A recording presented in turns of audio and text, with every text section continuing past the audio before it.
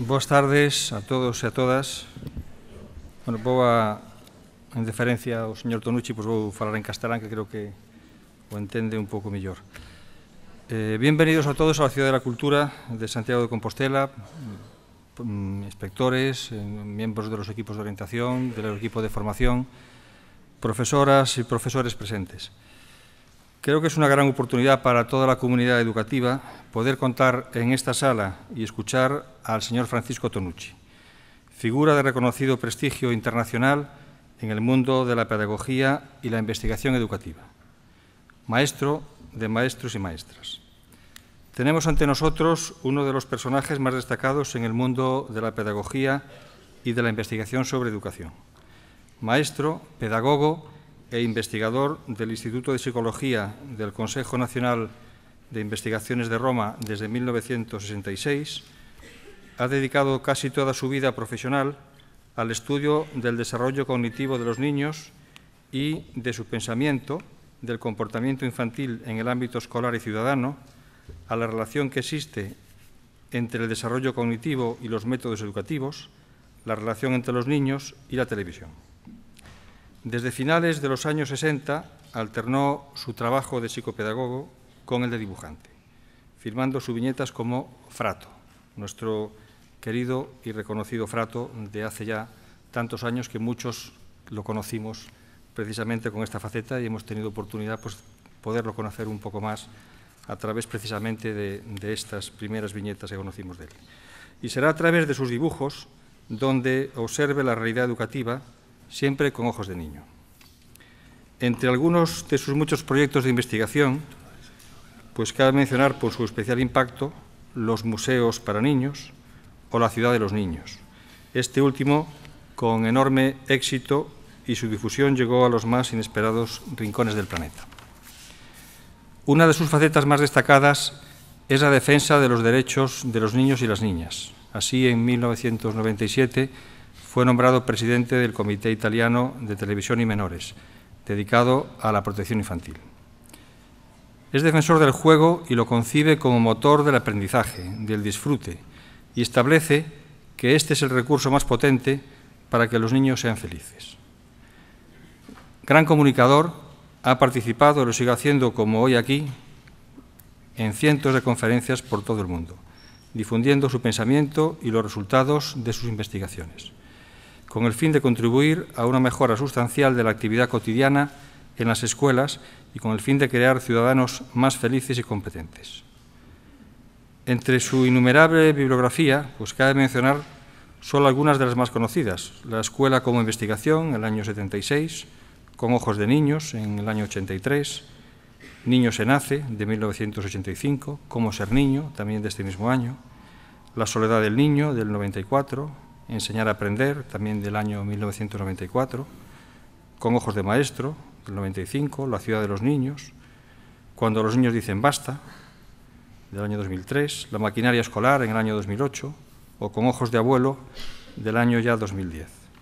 No creo que deba extenderme más, creo que su figura se presenta suficientemente sin necesidad de presentación y creo que debemos y disfrutar del placer de escuchar y permitirles a todos ustedes escuchar a don Francisco Tonucci, al que le cedo la palabra y me va a permitir que me siente en la primera fila pues, para poder atenderlo mejor.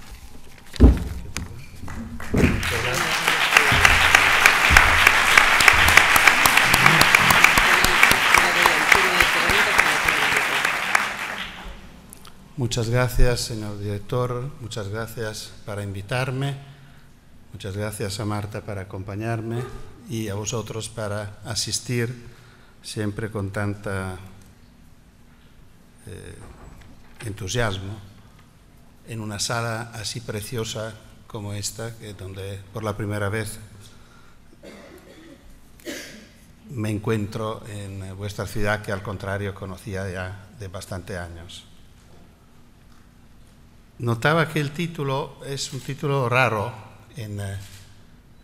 ¿Podemos poner las viñetas? No sé cómo se hace.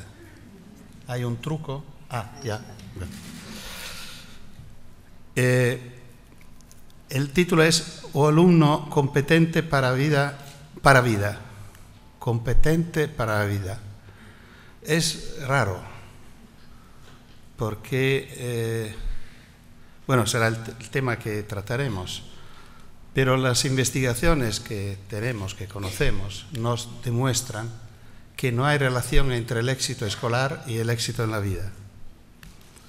Por lo cual, si de verdad estamos interesados a formar, a educar alumnos, niños, niñas, competentes para la vida, probablemente tenemos que cambiar muchas cosas. Tenemos que pensar a otra escuela o a otra vida, pero como la vida es difícil cambiarla.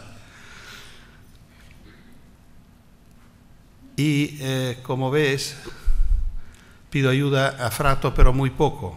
Le pedí solo 3 viñetas para acompañar las 3 partes de este encuentro de esta tarde. La primera dice: yo creo que se podría aprender sin tener que odiar lo que estudiamos. Y me acompañan algunos anécdotas, con lo cual yo prefiero empezar esta conferencia. En Italia los gitanos son comunidades que siguen siendo nómades, por lo cual se mueven frecuentemente. Y una ley del Estado prevé que los niños gitanos pueden inscribirse a la escuela en el momento que llegan en una ciudad, no importa si el año ha empezado. Este niño de 6 años encuentra por suerte una maestra muy cariñosa que lo recibe, se presenta, lo presenta a los compañeros, presenta a los compañeros a este niño, y cuando termina toda esta ceremonia de presentación, lo invita a sentarse. Dice: siéntate ahora a tu plaza. Él la mira y dice: pero yo no estoy cansado. Otro niño de 6 años también tenía un maestro muy capaz, un amigo de Roma, un maestro especializado en educación científica. En un día de primera,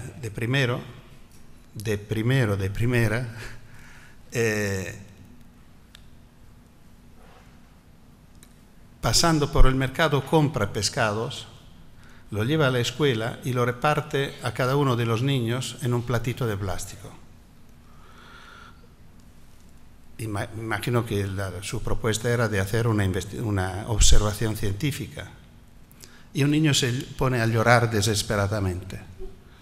El maestro se acerca, se achica, lo consola, dice: ¿pero qué pasa? ¿Por qué tú estás llorando? Yo no quiero comerlo. Bueno, pero tú estás acostumbrado a comer pescado crudo. No, pero aquí estamos en la escuela.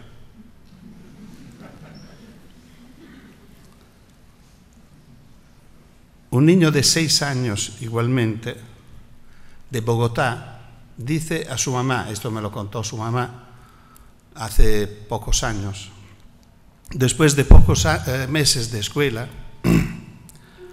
dice a su mamá: mamá, yo quiero ir a la escuela un día a la semana, porque en este día puedo aprender todo lo que me enseñan y los demás días lo necesito para jugar. Tenía una idea muy clara de... Con un grupo de niños de Roma, que era el Consejo de Niños de Roma, en la propuesta de la Ciudad de los Niños, nosotros pedimos a los alcaldes de pedir ayuda a los niños, creando un Consejo de Niños que ofrece al alcalde su punto de vista. Y con estos niños estábamos discutiendo sobre la relación rara que existe entre los artículos 28 y 31 de la Convención de los Derechos del Niño. Sería divertido ahora pedir quién sabe el contenido de los dos.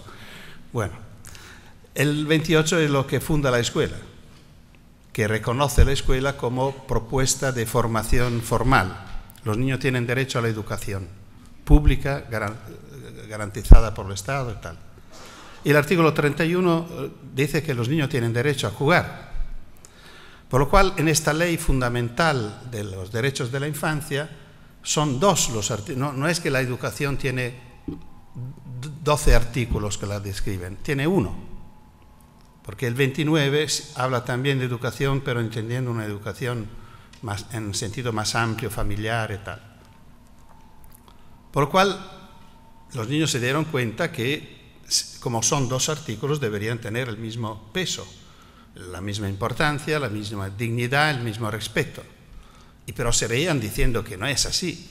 Ellos muchas veces no pueden jugar porque no tienen tiempo. Y no tienen tiempo porque el tiempo del juego, de la tarde, lo ocupa igualmente la escuela, que ya tiene el tiempo de la mañana, con deberes escolares, con tareas y tal. Por lo cual deciden los niños, son niños de primaria, de cuarto y quinto de primaria, de escribir una carta abierta a los maestros y a las maestras de Roma, que va publicada en los periódicos. Y se hace un texto colectivo en el cual los niños discuten sobre este tema de los dos artículos y al final dicen, nosotros pedimos que por lo menos el final de semana en las vacaciones no hayan tareas, no haya deberes escolares, porque que se considere como el tiempo que nos compite para el juego. Terminado este trabajo, yo digo a los niños, bueno, yo creo que sería bueno ofrecer a los maestros otras cosas. Es decir, los niños dicen, vosotros nos dais tareas, pero nosotros nos comprometimos a hacer algunas cosas, no obligatorias, no decididas para los maestros, pero nosotros podemos. A los niños les gusta la idea, empiezan a hacer un listado de propuestas de cosas que pueden hacer. Y salen que pueden visitar museos, que pueden tener un diario, que pueden escribir cartas, que pueden, bueno, varias cosas, tomar fotos y tal. La primera que sale, con mi gran sorpresa, fue una niña que levanta la mano y dice, ¿podemos leer libros? No me lo creía. Pero uno levanta la mano inmediatamente después y dice, pero solo leerlos. Pero solo leerlos. Yo siempre he pensado que esta era la crítica más dura que yo escuché contra la escuela. Porque este niño estaba seguro de decir una tontería, una cosa imposible, una cosa impresionante. Una cosa que a la escuela no podía interesarle nunca. Porque claro que si leer sirve solo para leer, ¿cómo entra la escuela? El resumen, la ficha, los personajes, las palabras difíciles, el diccionario. Esto es el objetivo. La escuela usa el truco de la lectura para llevarnos a esto. Pero leer gratis, leer por placer, esto no puede interesar a la escuela. Esto es lo que pensaba un niño. Y para terminar, la frase de Sandro. Sandro era un compañero de escuela de mi hijo mayor, y en primero de secundaria, cuando tenía 12 años, o a lo mejor tenía más porque era un niño que había tenido muchos problemas escolares, probablemente tenía algunos años más.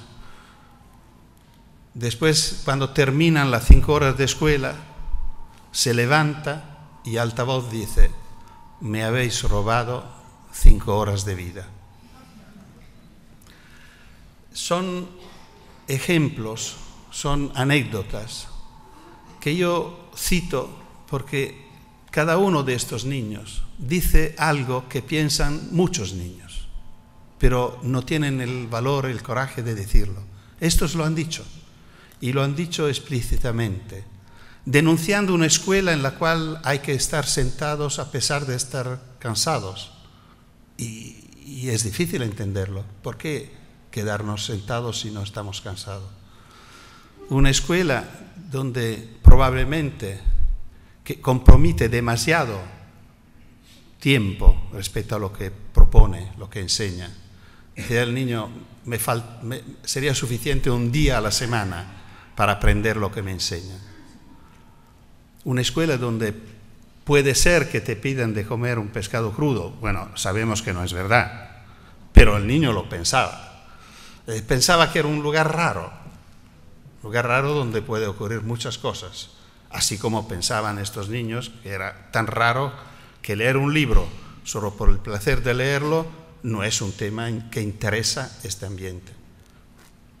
Y Sandro, que denuncia este abuso que de su punto de vista, que era un punto de vista muy particular, pero el tema de Sandro lo cito frecuentemente porque la escuela se lo perdió. Sandro entró en el tema de la droga, mi hijo lo perdió, no sabía dónde había terminado su carrera, creo que pasó por la cárcel. Este es un problema enorme. Los niños que perdemos, los alumnos que perdemos. Y yo cito frecuentemente la frase que dice Jesús en la última noche: no he perdido ninguno de los que tú me has dado. Y me gustaría que fuera una frase que cada uno de nosotros que nos ocupamos de educación podamos citar al final de cada año: no he perdido ninguno. ¿Y por qué me preocupa así tanto? Hoy en Italia casi todos los niños cumplen con la obligación escolar. Parece que hay un porcentaje muy bajo que no cumplen, no que no cumplen en tiempo, pero que no cumplen. Creo que sea pocos décimos, no sé si un 3% o algo más. Pero entre los chicos que entran en la delincuencia, el 90% no cumplieron con la obligación escolar. Esto yo creo que nos carga de una responsabilidad enorme, porque significa que cada uno de los que perdemos tiene una probabilidad muy alta de pasar de la otra parte de la sociedad, la parte con la cual la escuela debería ser enemiga de siempre. Bueno, esta parte la quiero empezar con una reflexión personal. La escuela que yo viví en primaria hace muchos años, hace más 65 años antes, era una escuela para pocos. Hoy se discute mucho si la escuela de hoy es buena, mala, mejor o peor de la de antes, si son mejores o peores los maestros y especialmente si son mejores o peores los alumnos. Bueno, este es un tema que siempre se ha repetido en toda la historia, por lo menos que yo conozco. Todos los maestros piensan que los alumnos de antes fueron mejores, lo pensaban mis maestros de 65 años antes y siguen pensándolo los maestros de hoy. Pero yo creo que el tema es más mal puesto. Repito, la escuela que yo viví como alumno era una escuela para pocos. ¿Qué significa? Que casi todos mis compañeros empezaron la escuela conmigo, pero perdimos la mayoría. La mayoría se perdió en los primeros años y cuando llegamos a quinto, que en Italia es el último año de primaria, tenía que elegir, había un examen para ir a la secundaria o si no se pasaba a lo que se llamaba avviamento profesionale, es decir, formación al trabajo. La mayoría se perdió por el camino y cuando terminó, eligió el trabajo. Yo creo que sobre 30 niños, más o menos 4 o 5 pasaron a la secundaria para seguir. ¿Quién eran estos? Eran niños que tenían una familia con características particulares. Tenían familias capaces de dar una formación básica, de ofrecer a sus hijos bases culturales. Eran familias donde se encontraban libros, a veces bibliotecas, donde los niños veían sus padres, es decir, las personas más importantes para ellos, que leían para sí mismos, para su trabajo, y acompañaban a los niños a dormir leyendo libros. Eran adultos que escribían, comunicaban por escrito con personas lejanas, utilizaban la escritura por su trabajo. Eran personas que recibían personas que viajaban, por lo cual había una geografía de los viajes, del turismo. Había una historia que era el debate cotidiano que los adultos llevaban comentando lo que iba ocurriendo en el país. Eran familias que participaban a la vida cultural, escuchaban música, participaban a conciertos, teatros, iban de viaje. Estas familias pedían algo de muy especial a la escuela. pedían a la escuela de completar la formación que ellos habían ofrecido a sus hijos. La escuela que deseaban era una escuela de completamiento, porque las bases ya estaban. Con esto tiene sentido, por ejemplo, que la escuela que yo frecuenté tenía 2 notas de lengua, italiano y caligrafía. Raro, caligrafía.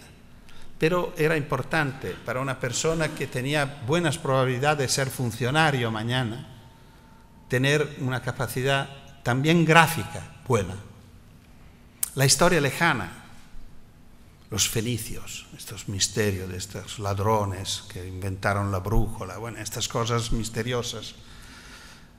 La geografía exótica, la Groenlandia, el Perú, no sé, lugares que para nosotros eran como de fantasía, que ninguno de nosotros pensaba que en su vida podía llegar allá. Pero esto todo enriquecía nuestra formación. ¿Qué ha ocurrido? Ha ocurrido que en los años que siguieron mi experiencia escolar, los países saliendo de la guerra empezaron todo un proceso de la democracia, y una de las conquistas importantes de la democracia fue el derecho al estudio. Y nuestros países consiguieron de garantizar a todos los ciudadanos de 6 años por adelante una instrucción obligatoria, una obligación escolar, y lo consiguieron.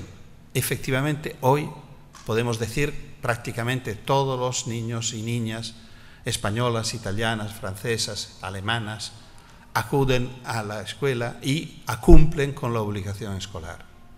Pero mi duda es que la escuela que se está ofreciendo a todos sigue siendo para pocos. Si es así, es un fracaso.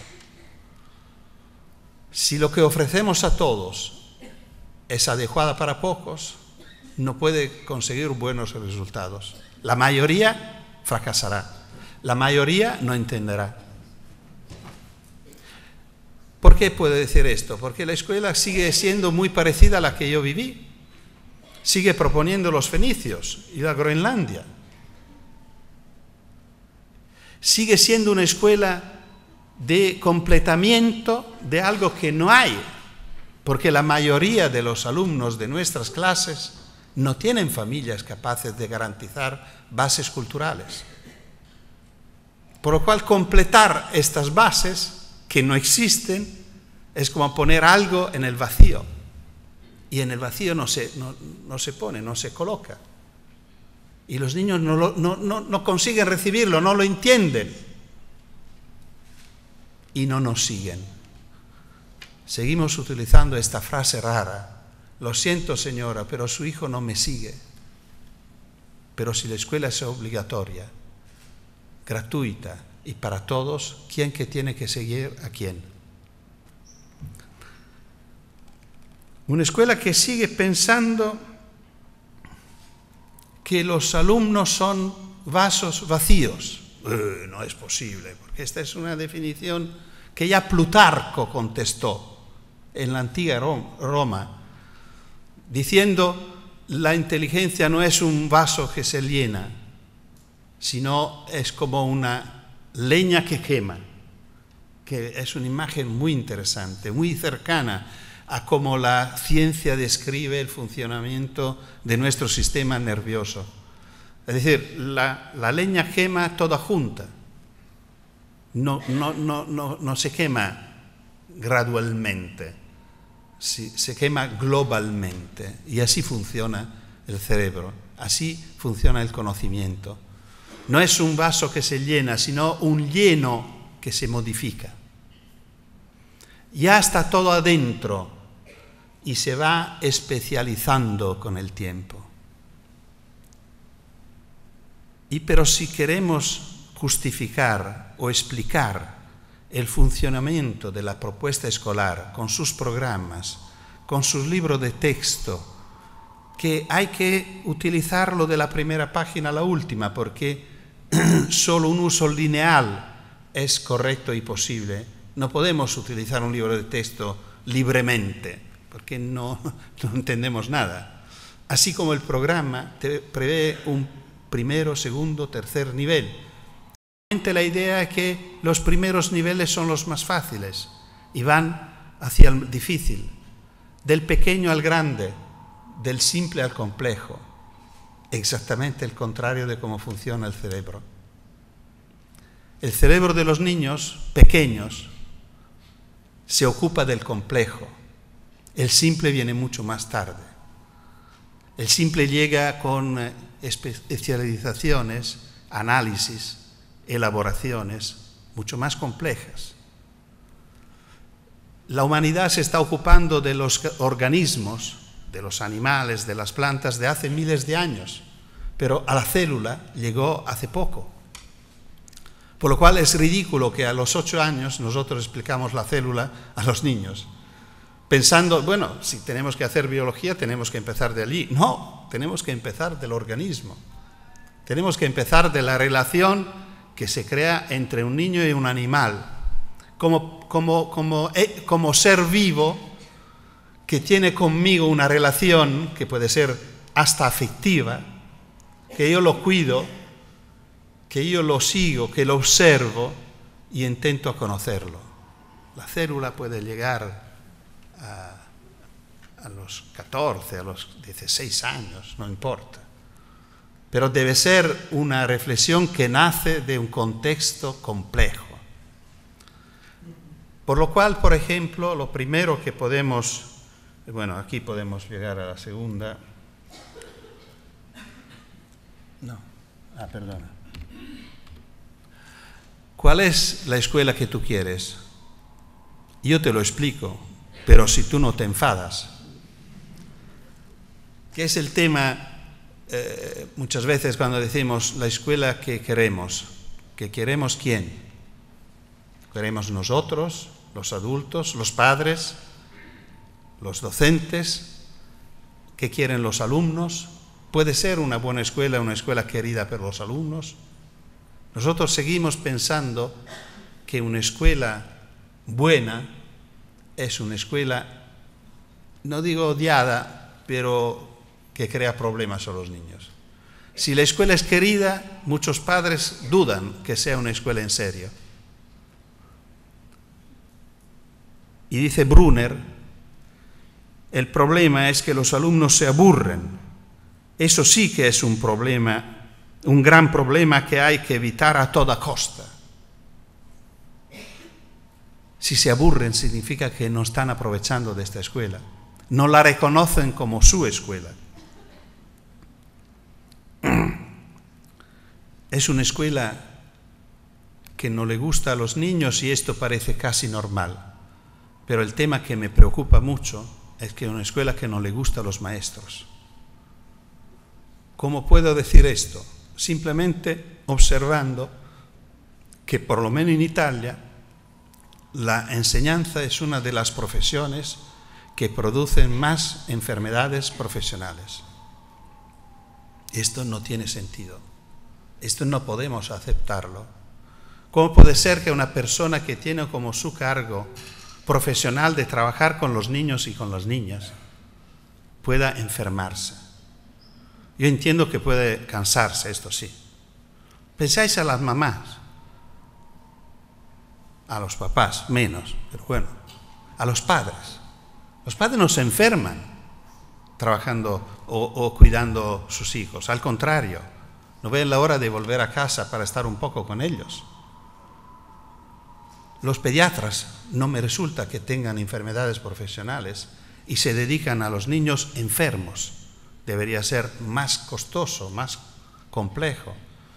Yo trabajé mucho con pediatras que trabajan en hospitales oncológicos, personas que tienen que asistir niños que a veces mueren o acompañándolos a la muerte. No me resulta que tengan estos problemas.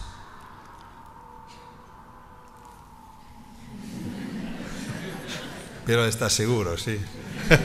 No sé, no es que vamos, un momento, como tiene una forma casi de avión. Bueno, y bueno, ¿por qué? Esto yo creo que es un tema que merecería una profundización, por lo menos si aquí ocurre lo mismo, si aquí también es una profesión que tiene muchas enfermedades profesionales. El primero, yo creo que es este tema que citaba antes del vaso vacío. La idea en la cual se fundaba la escuela que yo viví como alumno era una escuela que pensaba que los alumnos son todos iguales. Los maestros decían con orgullo, para mí todos los alumnos son iguales. Lo decían en un sentido casi positivo, para ser igualmente disponible para todos, pero era una falsedad total. Pero esto permitía de considerarlo iguales porque nadie sabía. Eran iguales en saber nada, en ser vasos vacíos. Y la escuela, su papel era ofrecer a todos propuestas, contenidos, informaciones, nociones, conocimientos, de manera democrática. Igual, el maestro ofrecía a todo lo mismo. Si los alumnos y las alumnas tenían buenas intenciones y buena voluntad, tenían que aprovechar todos en la misma manera. Esto permitía a los maestros, después de un tiempo, ponemos después de un año, medir de cuánto, de cuánto el vaso se había llenado. Esta era la evaluación. Y claro que la persona que mide está fuera de la evaluación. Y si el vaso está vacío o poco lleno como debería ser, la culpa es del vaso. Porque yo he hecho mi trabajo, mi papel, lo cumplí correctamente, ofreciendo a todo lo mismo. Algunos aprovecharon, otros no aprovecharon. Bueno, esto claro que es una impostación, una teoría vieja, repito, pero que justifica mucho una manera de pensar la educación en la escuela. Tenemos que pasar a otro modelo, a otra idea. Tenemos que pasar a una escuela para todos. Y me acompañan dos anécdotas más. Una es personal, de mi abuela. Mi abuela paterna se llamaba Gilla, que es un diminutivo de Luisa, y a ella no le había tocado la escuela, a ella le habían tocado las ovejas, y por lo cual tenía que ir a pacer las ovejas y no podía ir a la escuela. Y tenía una gran envidia de sus amigas que iban a la escuela. Este es un cuento de mi abuela. Un día las amigas la convencieron a dejar las ovejas e ir con ellas a la escuela. En este día a la escuela se enseñaba la I, por lo cual mi abuela, Gilla, se quedó analfabeta, pero conociendo la I. Sorprendiendo a mis padres y los otros 12 hijos, ha tenido 13, porque podía averiguar si tenían recto el libro, como eran niños de campo. Mi padre repitió 3 veces el primero de primaria, por lo cual podéis pensar cómo hacía las tareas. Y por lo cual me imagino que se ponía frente al libro en cualquier manera, sabiendo que su madre no podía controlar. Y la madre pasaba y le daba, ¿cómo se dice? Notando que tenía el libro al revés. Bueno, mi abuela pagó mucho este día especial de escuela, porque su padre la pegó, porque había perdido las ovejas, y pasaron horas para recuperarlas todas hasta anoche. Y a mí me sorprendió mucho esto. Y pensaba, mira qué raro, yo habría hecho cualquier cosa para no ir a la escuela, y mi abuela ha pasado todo esto para ir un día a la escuela.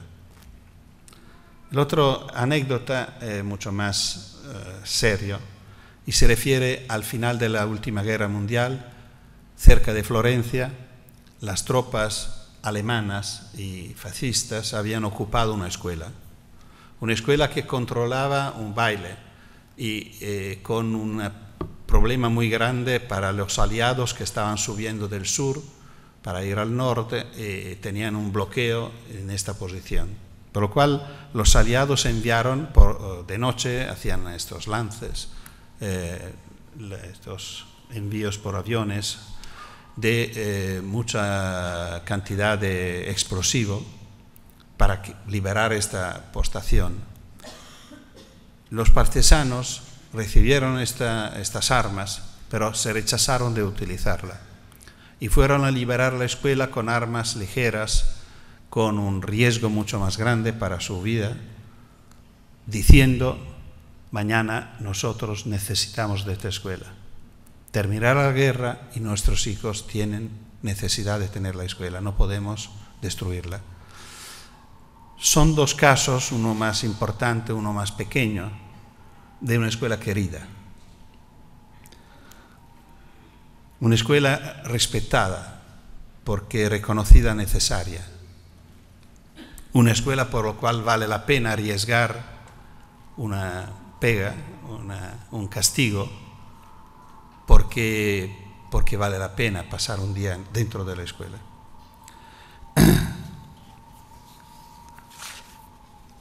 Escribe Gabriel García Márquez: creo que se nace escritor, pintor o músico.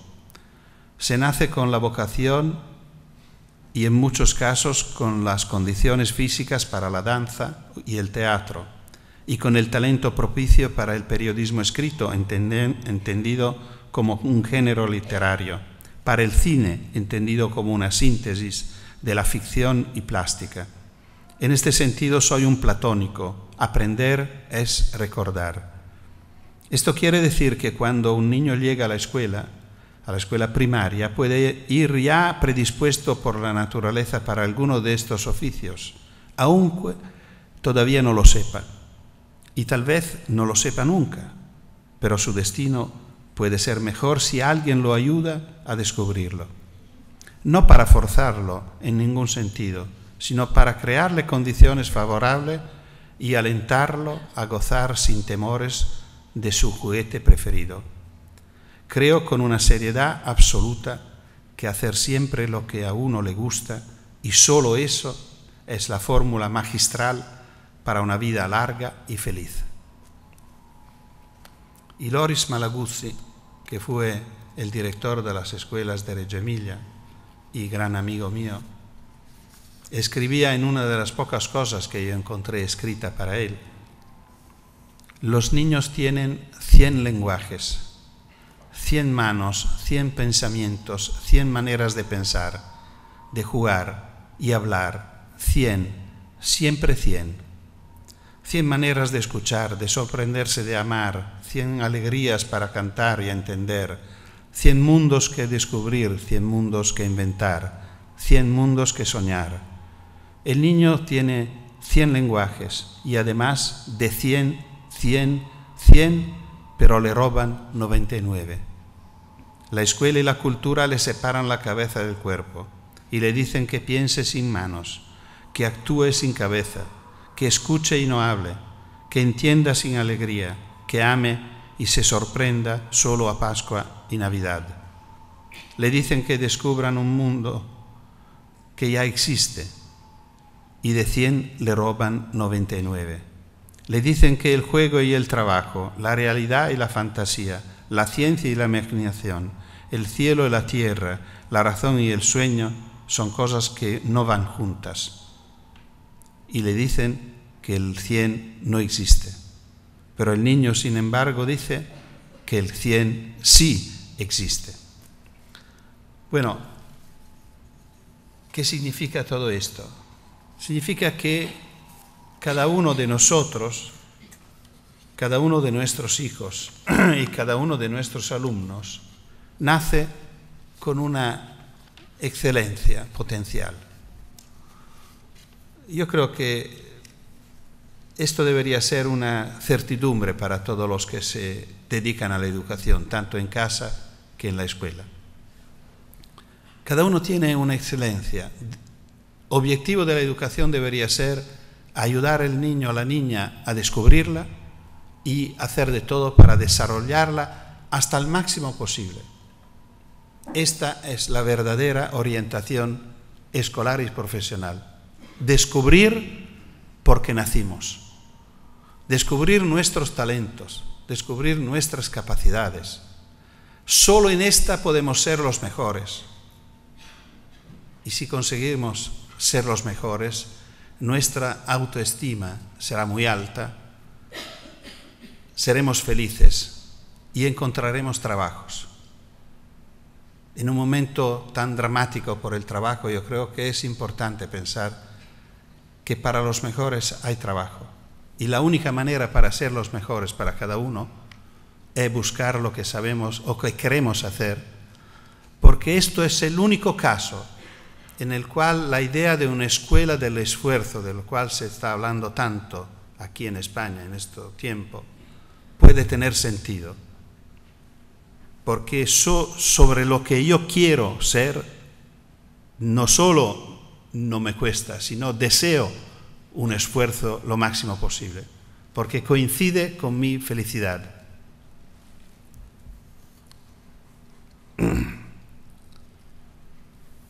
Yo creo que no podemos dejar al mercado decidir el futuro de nuestros hijos y alumnos.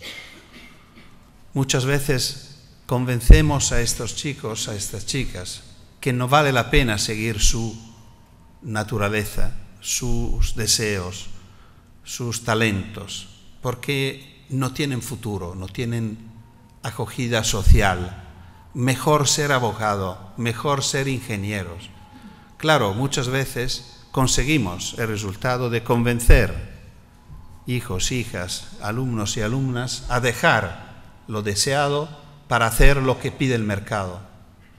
Y naturalmente serán pésimos abogados, pésimos ingenieros, porque lo hacen contra voluntad, no serán felices, no encontrarán trabajos porque los pésimos ingenieros no encuentran trabajos.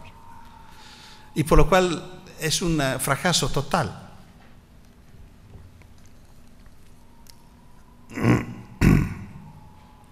¿Cómo puede ser una escuela para todos? Debe ser una escuela que acoge, que recibe, que se abre, que se hace cargo de las bases culturales. Estas bases que las familias no pueden garantizar, hay que asumirlas la escuela como su papel. Antes de pensar los programas, antes de pensar los libros de textos, tenemos que ofrecer a todos los niños bases comunes, iguales, para que todos puedan seguir de verdad con las mismas posibilidades. Claro que en esto la escuela infantil tiene un papel importantísimo, mucho más que preparar la primaria, por favor. No vale la pena perder tiempo para preparar una escuela que funciona peor.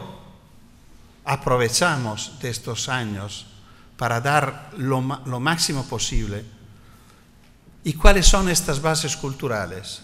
Antes decía algo, por ejemplo, un ambiente en el cual los adultos pierden tiempo leyendo libros a los niños. Que la lectura a alta voz sea una costumbre cotidiana en la escuela infantil y en la escuela primaria, en la secundaria, si es necesario. No se puede aprender a leer sin escuchar la lectura. Y la mayoría de nuestros alumnos nunca han escuchado a un adulto leer. Y tampoco menos leer para ellos. Por lo cual, crear esta, sin adultos que hablen, ningún niño aprende a hablar. Los niños aprendieron a hablar porque crecieron en un ambiente de habla. No se puede aprender a leer sin escuchar la lectura. No se puede seguir pensando que leer significa descifrar letras. Es una tontería. No consigue resultados. De hecho, nosotros estamos educando analfabetas. analfabetas funcionales, que aprendieron a descifrar letras, pero le costaba tanto y le gustaba tan poco que cuando dejan la escuela no leen ni un libro. Una escuela que presente y ofrezca a los niños experiencias complejas, como la cerámica, como la cocina, como la huerta, el huerto. ¿Huerto o huerta? La huerta. Bueno. Estas son experiencias profundas. Un animal, criar animales. Son experiencias complejas en las cuales podemos trabajar y trabajar por años, buscando motivaciones de todos los sentidos, literarias, matemáticas, científicas. Es allí que se coloca la ciencia, la transformación de los colores en la cerámica en el horno, las transformaciones de los sabores en la cocina, la transformación de una planta que crece hasta dar un fruto que podemos comer. Todo esto debería ser el ambiente escolar, que debería ser un ambiente significativo. Nosotros seguimos teniendo escuelas raras. No lo digo aquí en España, no lo digo solo en Italia, en todo el mundo. La escuela es un lugar raro hecho de aulas, que son lugares todos iguales, cada uno con su aula. Cada aula tiene un mobiliario parecido, con sillas y mesas, con pasillos vacíos, con entradas enormes igualmente vacías. ¿Qué ocurre dentro de un aula? Dentro de un aula se puede quedarse sentados por 5 horas enseguida y allí se puede hacer de todo. Suena una campanilla, sale un señor, se esconde un libro, entra una señora, se saca otro libro. Todo esto en 2 minutos. Y en estos 2 minutos los alumnos deberían cambiar el chip, sustituir el cerebro, cambiar vocabulario, cambiar manera de pensar, porque ha salido un señor que hacía literatura y ha entrado uno que hace matemática. Todo lo que pertenece al primero no entra nada con el segundo. Y claro que este cambio tan rápido lo pueden hacer pocos. Probablemente lo saben hacer nuestros hijos, pero son una minoría de nuestras clases. ¿Y los demás? Los demás no entienden nada. Para darse cuenta que ha entrado uno de matemática después de uno de lengua, probablemente necesitan media hora, 3/4 de hora, por lo cual cuando este señor se va y entra lo de música, casi estaban empezando a entender algo. Y esto produce un desastre. Esto para decir que estamos pidiendo a estos niños, especialmente a los más problemáticos, el esfuerzo más grande que podemos pedir: quedarse quietos, sentados, en la misma postura para hacer cosas totalmente distintas. ¿Y por qué no hacemos el contrario? ¿Por qué no son los alumnos que se mueven? Y van en otro lugar, van en el lugar donde se hace matemática. ¿Y por qué no pensamos que la escuela sea un lugar de talleres y laboratorios y no de aulas? Renunciamos a las aulas, no digo aulas más laboratorios, no. Taller y laboratorios en lugar que aulas. Que los lugares de la escuela sean como son los talleres de los artesanos, como son los laboratorios de los científicos, como son los talleres de los artistas. Yo en mi casa tengo 2 lugares distintos, uno donde voy a escribir y uno donde voy a dibujar.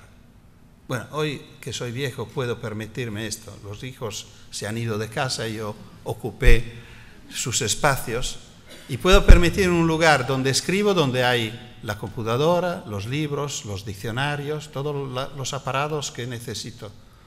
Y en el otro, ni un libro, todos los cuadros, los colores, los pinceles. Y claro que yo como uno está arriba, uno está abajo, yo ya haciendo la escalera estoy cambiando la cabeza, la manera de pensar. Bueno, esto yo creo que es algo que pueden hacer los alumnos. Pasando de un lugar que he hecho de una manera muy especial, porque dedicado a la música y con poca luz, sin sillas, claro. Puede tener cojines, puede tener alfombras, y pasar en un lugar donde se hace ciencia, que es limpio, con microambientes, con lupas, con estereomicroscopios, con plantas, con viveros, bueno, con todo lo que pensamos. Claro que entrando allí ya uno empieza a pensar distintamente. Ah, estamos aquí, todos. Y después pasamos en otro lugar en la biblioteca, donde vamos a leer los libros, en medio de los libros. Muchos de estos lugares no tendrán sillas, por lo cual el niño gitano no tendrá que maravillarse que hay que estar sentados a pesar de estar cansado, porque no lo necesitamos.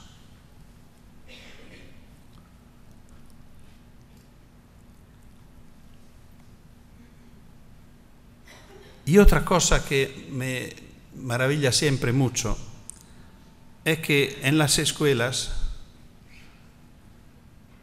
nosotros hemos hecho un camino muy largo y muy importante sobre el tema de las diversidades.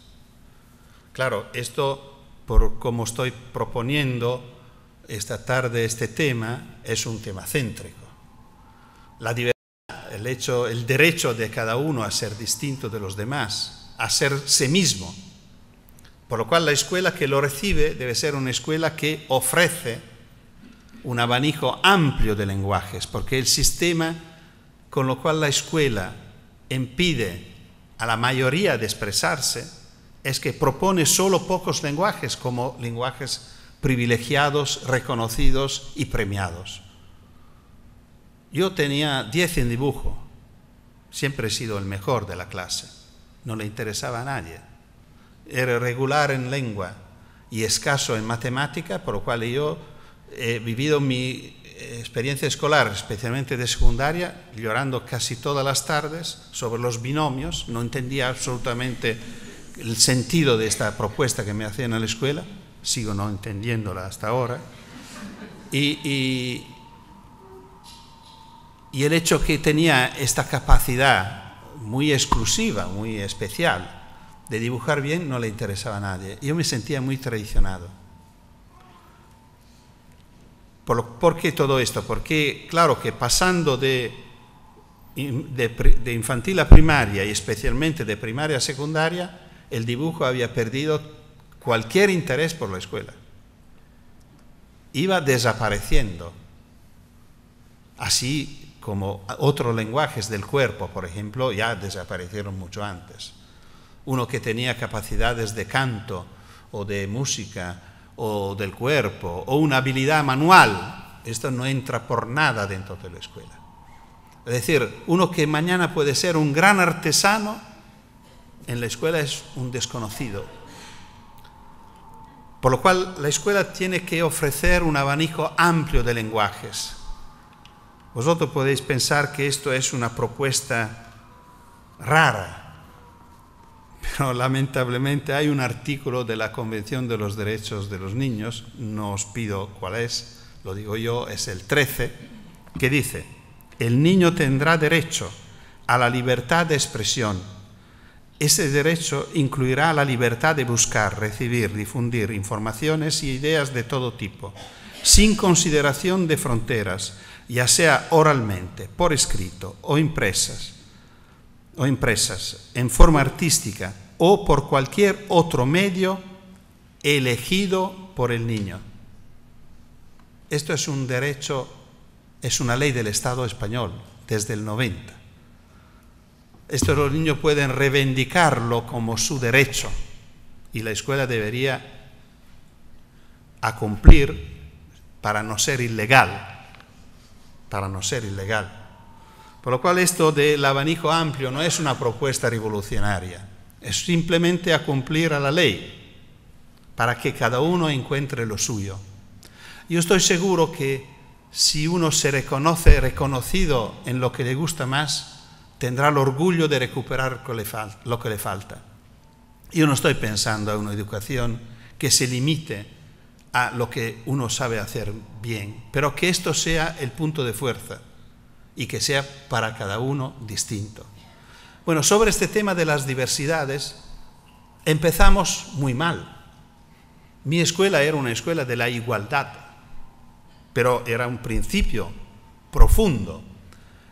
Mi escuela tenía dos ramos, dos sectores del edificio. Uno para las niñas y uno para los niños. Eran dos mundos que no tenían contactos. Para nosotros el mundo de las niñas era un misterio total. Y ellas con bata blanca y nosotros con bata negra, para ser todos iguales entre nosotros y distintos de ellas. Y los que tenían problemas de aprendizajes no estaban con nosotros, estaban en clases que se llamaban diferenciales. La hipótesis era que quedarse un rato en esta clase podía ayudarlos a entrar en la clase normal. Nunca ocurrió, nunca.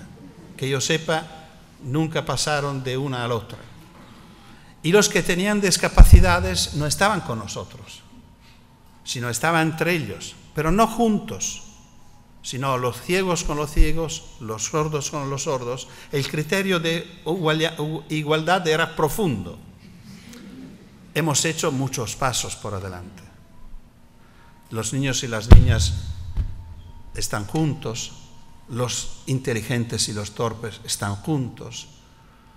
Los discapacitados tienen derecho a estar en la clase con sus compañeros en Italia de hace muchos años, del 78.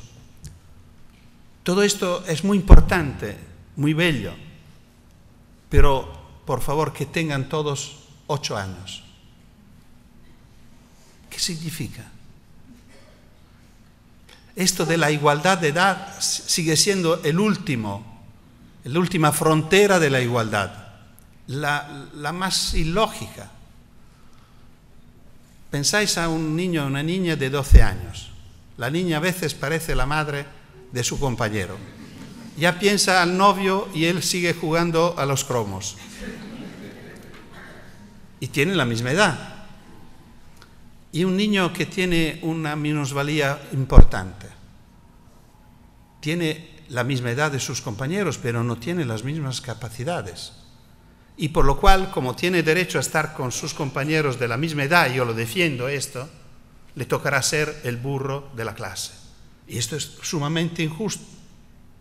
En una clase heterogénea de edad puede aliarse o ponerse al lado de los niños que se parecen más a él y hacer un camino en el cual puede elegir, moverse. Bueno, me parece todo más. Y, por ejemplo, tener 30 niños de la misma edad es mucho más complicado que tener 30 niños de edades distintas. Parece mentira, pero es así, seguramente es así. Lo comprobamos, por ejemplo, en la escuela infantil, muchas veces, por suerte, hay clases que tienen edades diferentes y el testigo de todas las maestras que yo conozco es que se trabaja mucho mejor porque los niños más grandes ayudan a los pequeños. Celestín Freinet, que sigue siendo para nosotros un punto de referencia en la pedagogía que se llamó el método natural, este pedagogo francés salió de la Primera Guerra Mundial herido, tísico, con 10 minutos de aire, de voz cada día. Rechazó la jubilación y se quedó en la escuela. Tenía una clase de 60 y pico alumnos, de 4 a 16 años. Y no tenía remedio que inventar un método escolar en el cual no era el maestro que enseñaba porque no tenía voz, sino que eran los alumnos que hacían el trabajo. Y lo que funcionaba era el grupo. Y el maestro seguía los grupos, y los grupos eran formados de niños de distintas edades, en el cual los mayores tenían responsabilidades con los menores Y bueno, con todo esto del intercambio, de la cooperación,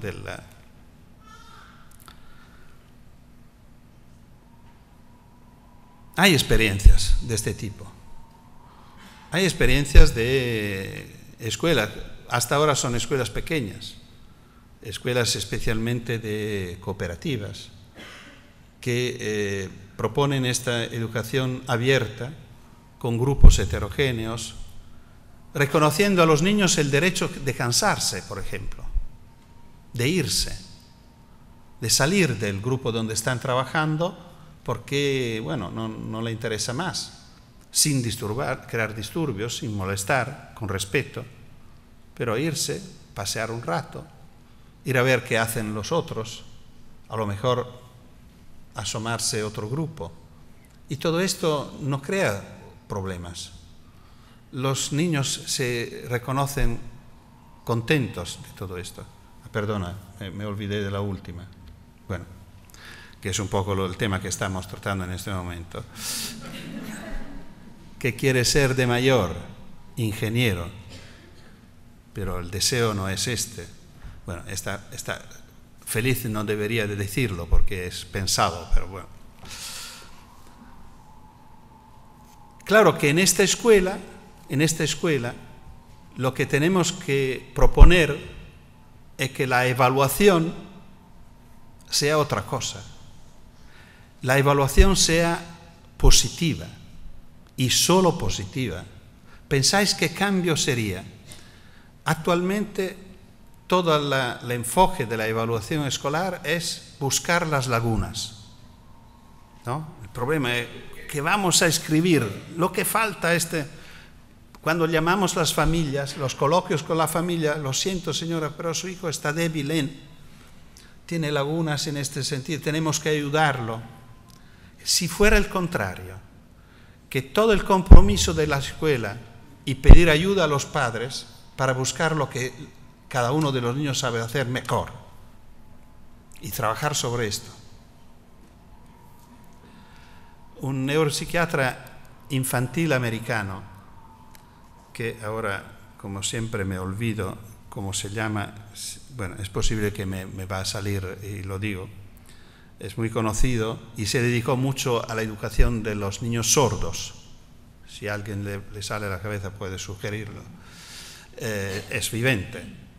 Y decía una frase que a mí me encantó, y ahora cuando la voy a decir probablemente será una gran delusión, porque decía: los niños sordos son exactamente igual a todos los demás, solo que no oyen. Parece banal, pero es una frase revolucionaria, porque normalmente en las escuelas los niños sordos son totalmente distintos de los demás porque no oyen. ¿Pensáis la diferencia? Es decir, son totalmente igual a los demás, solo que no oyen. Le falta esto, no más. Por todo el resto podemos seguir. Toda la educación especial estaba enfocada en lo que falta. Por esto no funcionó. Por esto la presencia de estos niños en una clase de niños que no tienen particulares problemas es de gran eficacia para estos niños y para los demás. Es un regalo recíproco.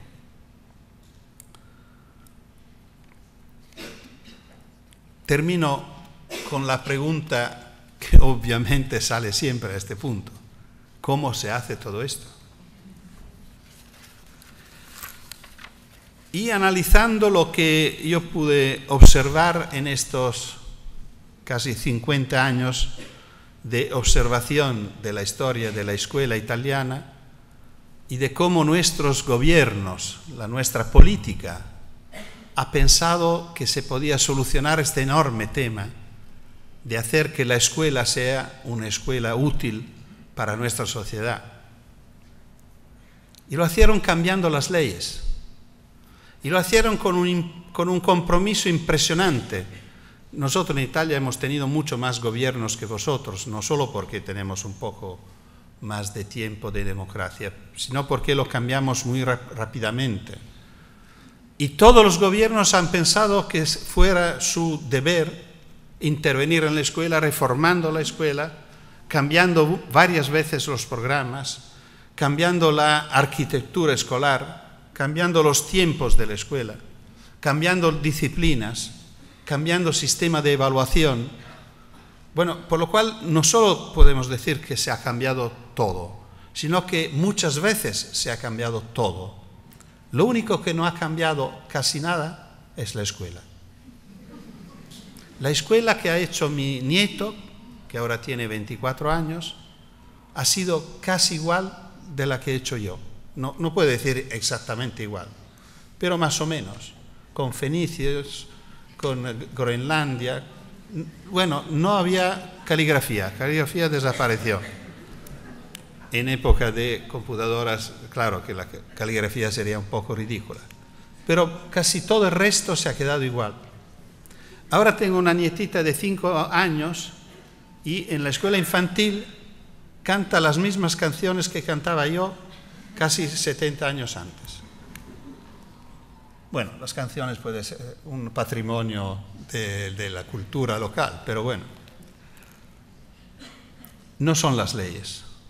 Yo creo que las leyes no son capaces de cambiar nada y especialmente la escuela. La escuela resiste a las leyes. La única fuerza, la única posibilidad de cambiar la escuela son los maestros. La buena escuela necesita buenos maestros y nada más y nada menos. Porque un buen maestro no tiene remedio que hacer una buena escuela, a pesar de las leyes. Si teóricamente las leyes lo impiden, el buen maestro va a la cárcel. Pero no necesitamos esto. El buen maestro no va nunca a la cárcel. También porque tiene aliados preciosos que son los padres, que saben reconocer un buen maestro. Un maestro incapaz no puede hacer una buena escuela a pesar de las buenas leyes que tenemos.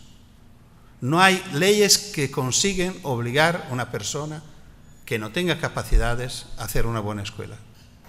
Por lo cual, yo desde hace mucho tiempo estoy aconsejando en Italia a ahorrar tiempo, energías, esfuerzos a modificar las leyes y dedicar todo lo que tenemos a formar maestros. Trabajar porque la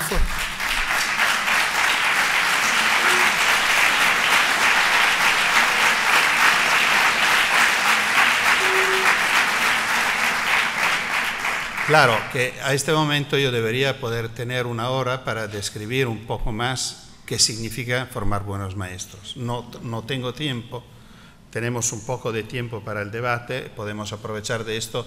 Puedo decir simplemente esto, que para hacer una buena formación debería ser coherente con el proyecto educativo, simplemente. ¿Estamos de acuerdo sobre un proyecto educativo? Yo creo que casi sí. Yo escucho cosas raras aquí. Están proponiendo una escuela del esfuerzo, una escuela que eduque a la competición, pero bueno, esto no hace parte del debate. Yo creo que hoy si queremos una escuela científica o dogmática, no hay dudas. Pensamos que la escuela debe educar a la creatividad, claro que sí. Una escuela debe ser cooperativa o competitiva, yo creo que debe ser cooperativa, y que en el mundo del debate pedagógico, en el mundo científico, no hay dudas. Que la escuela infantil sea la escuela más importante de todas, no hay dudas. Que la escuela debe ser una escuela democrática, no hay dudas. Bueno, que los alumnos sean protagonistas, no hay dudas. Bueno, si es así, así tenemos que hacer la escuela de magisterio. Si pensamos en una escuela de talleres y laboratorios y no de aulas, la escuela de magisterio debe ser de talleres y de laboratorios. No puede ser que los profesores de magisterio siguen dando lecciones de su cátedra, de su mesa, a alumnos que siguen tomando apuntes porque mañana tendrán que superar un examen en el cual lo mejor que pueden hacer devolver a los profesores lo que los profesores enseñaron, lo que leyeron en los libros que han escrito estos señores y posiblemente con sus palabras, porque esto es la garantía máxima para tener el máximo de las notas. Esta es una escuela que no importa si los contenidos cambian. Yo no tengo dudas que en estas lecciones que tienen nuestros colegas de la universidad, los contenidos más o menos serán los de esta noche. Los que yo estoy proponiendo son contenidos ya compartidos, no son raros. Pero el tema es que no podemos pensar que esto sea la forma para formar educadores que realicen otra escuela. Debe ser una escuela en la cual los alumnos sean protagonistas, en el cual el método de trabajo sea el grupo, no la clase. Que el lugar de trabajo sean talleres y laboratorios y no aulas. Que el método sea científico, de investigación, y no de aprendizaje pasivo y repetitivo y todo esto. Y para terminar,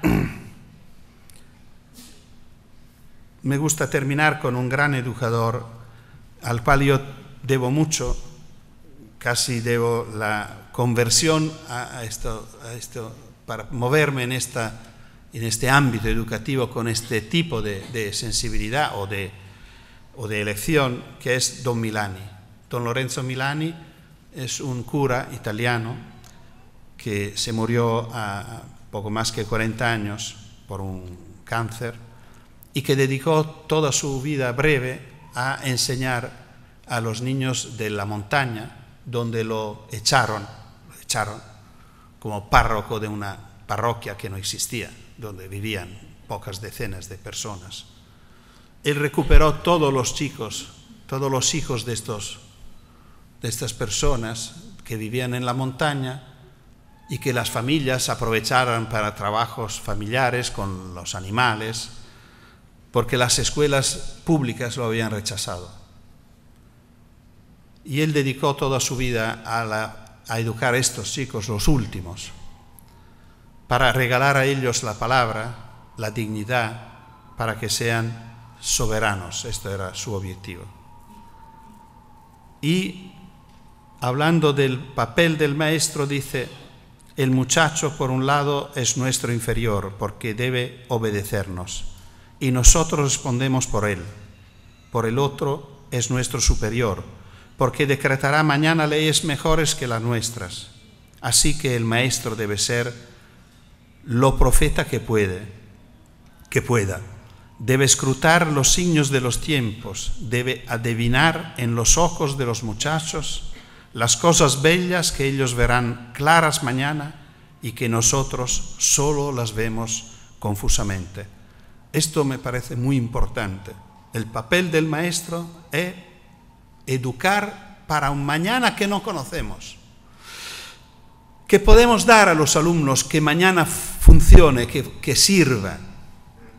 A mí me pidieron de estudiar la geografía por muchos años. Sabía todo de la Unión Soviética, de la Yugoslavia, y desaparecieron. Ahora no hay nada. Yo pasé horas y horas a aprender capitales. Los contenidos cambian. No son los contenidos son los métodos. Los útiles. Tenemos que pasar a los alumnos útiles que serán buenos para siempre. Aprender a querer la lectura, aprender a enfrentarse a un problema, aprender a buscar soluciones nuevas, creativas, alternativas, inventar. Todo esto son útiles para siempre. Uno de estos alumnos de Don Milani le escribe una carta muy dura en la cual critica la escuela que recibió de este señor. Era uno de los alumnos queridos de Don Milani. Y él contesta a Michele con estas palabras: la escuela debe tender toda ella hacia la espera del día glorioso en el que su mejor alumno le diga: pobre vieja, ya no entiendes nada. Y la escuela responda con la renuncia a conocer los secretos de su hijo, solo feliz que su hijo esté vivo y rebelde. Yo creo que esto puede ser un objetivo importante, educar alumnos rebeldes. Gracias.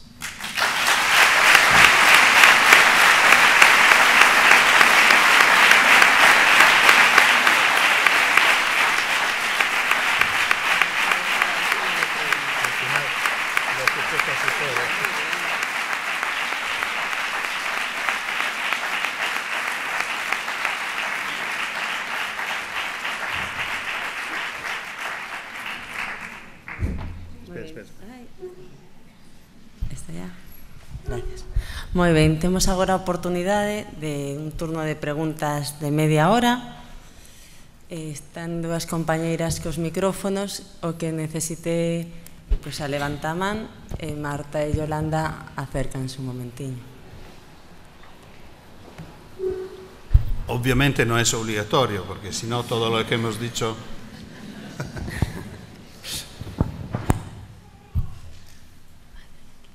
Aquí.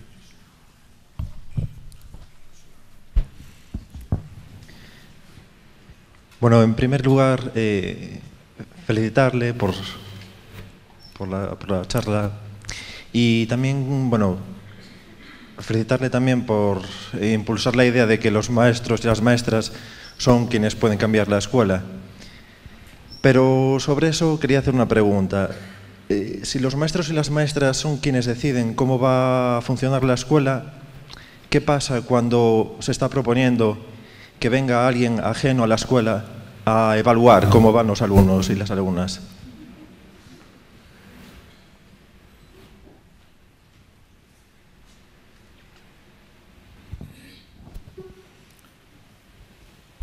Bueno, este es un tema complicado porque, por un lado, es claro que tenemos que entendernos qué significa evaluar. Yo hablé sobre el tema de la evaluación. Si la evaluación es una medición de una persona que está afuera, es difícil que pueda entender todo lo que es necesario entender. Pero también yo creo que no podemos escondernos. Yo creo que una buena escuela vale más de una mala escuela. Los niños aprenden más. Por lo cual no tenemos que tener miedo de una evaluación exterior. Yo creo que esto es una cosa que crea muchos problemas a los que no trabajan tanto y no trabajan bien. Pero normalmente en una clase donde un maestro está haciendo un trabajo que los niños aprecian, reconocen y lo siguen, los resultados son muy altos. El tema sobre los medios de medición, esto es un poco más complicado. Yo vengo de un pasado de luchador contra los test mentales, porque los test, aquí hay todo un tema muy complicado, porque los test miden el cociente de inteligencia.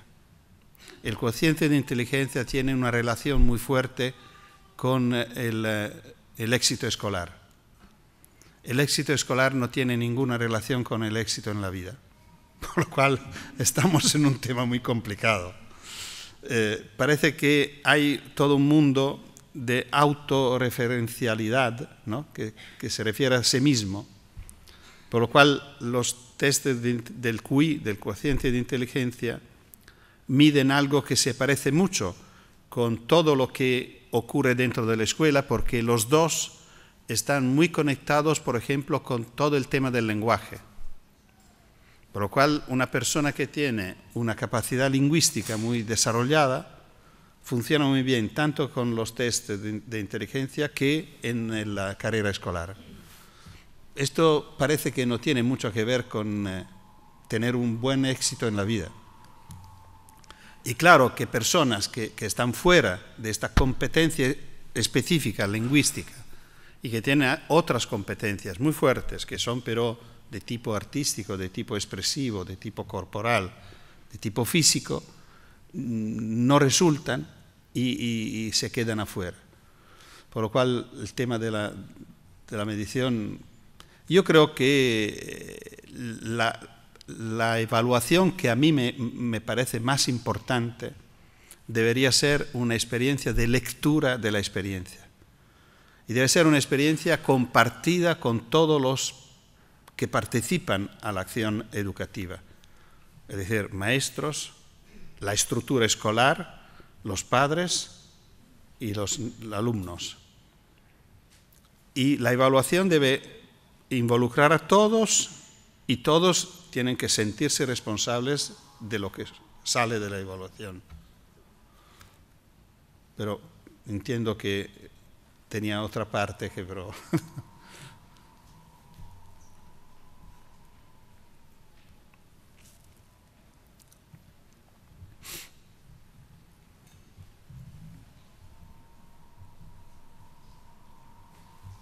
ya vamos.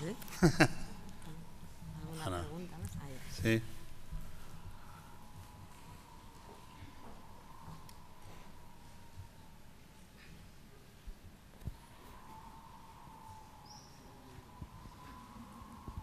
Hola, boas tardes. Gracias pola charla. Primeiro unha pregunta e é se entendes galego e che podo preguntar en galego. Bueno, puedo intentarlo, pero es posible bueno, castelán, que... non pasa nada, castelán. Lo siento que... Vale. Mira, si entendí bien, me dio la impresión de que, estando de acuerdo con lo que tú planteabas, que la escuela, quien la hacen, son los protagonistas, y los protagonistas son profesorado, alumnado y en menor medida comunidad o padres, también es cierto que yo creo que infravalorabas demasiado, a mi modo de ver, el papel que las leyes cumplen en todo este proceso. Quiero decir, yo creo que efectivamente las leyes, una buena ley no hace una buena escuela, pero ayuda. Y en este país, que empezamos a tener experiencia de varias reformas educativas, no todas nos lo ponen igual de fácil a la gente que participamos de muchos de los principios o ideas fuerza que tú planteaste. Y yo creo que lo de la evaluación que planteaba en la anterior pregunta era no la evaluación de la que tú hablas, sino otra mucho más básica, que es una reválida. Vaya, eso es lo que tenemos encima de la mesa. La reforma que tenemos encima de la mesa a mí me parece brutal y sobre todo me parece una cosa, y es que va de frente contra la diversidad. Quiero decir, cuando la ley que está encima de la mesa sea aprobada, y yo creo que va a ser aprobada por aritmética parlamentaria, los alumnos y alumnas con capacidades distintas, no menores ni mayores, sino distintas, lo van a tener bastante más difícil de lo que lo tienen en la actualidad, aunque sigan teniendo buenos maestros. No sé si me expliqué. Y después yo te haría una petición, y es que si fueras tan amable y no te importa, le mandaras a nuestro ministro de Educación y a nuestro consejero de Educación toda esta serie de principios que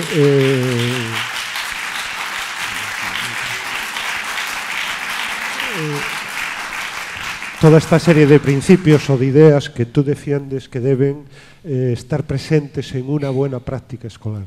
Gracias. Gracias.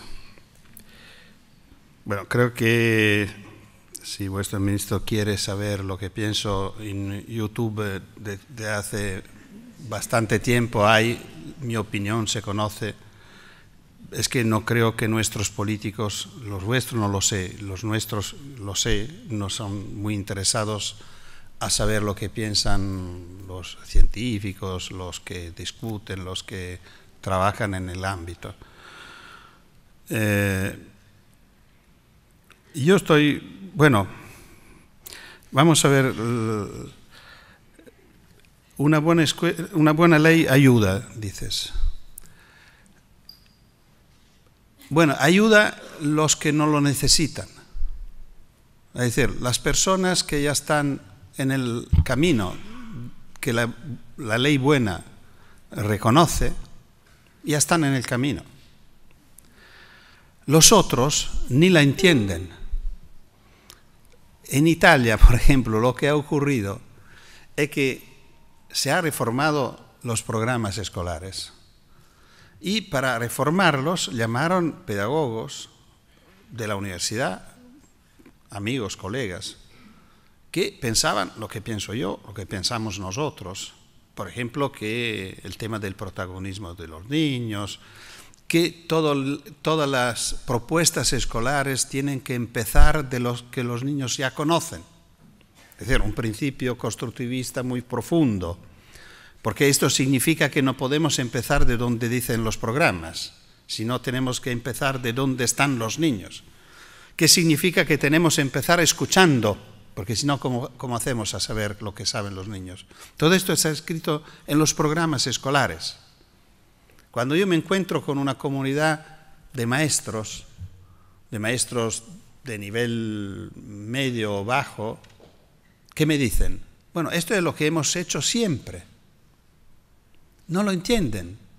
No han entendido que era una negación total de la escuela que estaban haciendo, que era la escuela del libro de texto, que hay que usarlo un capítulo detrás del otro, y no importa lo que piensa cada uno de los niños, porque no tenemos tiempo para escuchar a los niños, tenemos que hacer nuestro programa, pero piensan que sea lo mismo. Es decir, lo que está escrito en la buena ley muchas veces, si un maestro no está preparado por esto, ni lo entiende. Por lo cual sí, efectivamente, ayuda a los buenos maestros. Pero aquí se abre un tema muy delicado. ¿Cuál es la posición que tenemos con estos buenos maestros que hay? Lamentablemente son personas frecuentemente aisladas y marginadas, con las cuales los colegas tienen muchos problemas, porque son incómodos. Hacen una escuela que le gusta a los niños, que le interesa, le gusta a los padres, porque los padres ven que los niños están interesados, por lo cual son un mal ejemplo, porque también los padres de los otros niños dicen, ¿por qué no haces lo que hace este maestro?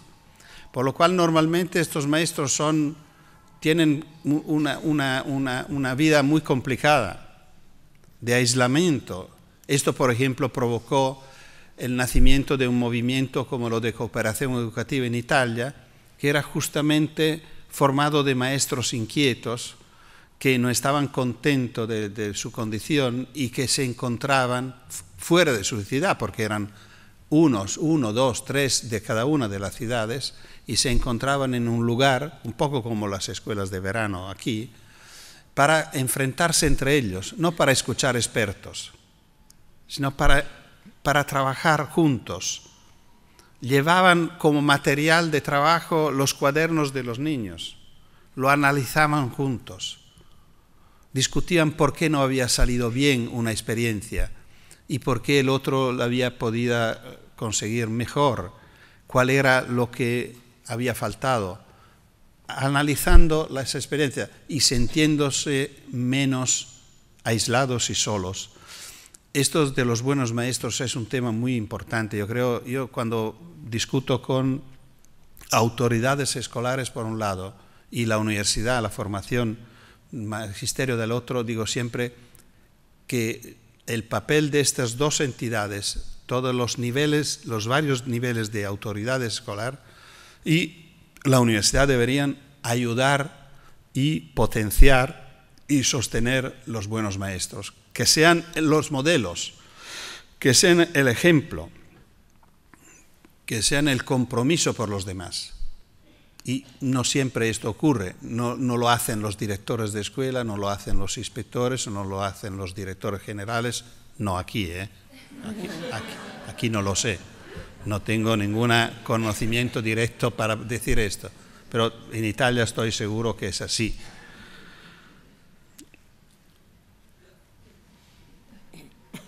Yo repito, no tengo que repetir las cosas que expresé ya por lo que he podido entender de la nueva ley, que no conozco profundamente. Pero yo creo que tampoco esta ley va a conseguir de empeorar la escuela. Repito,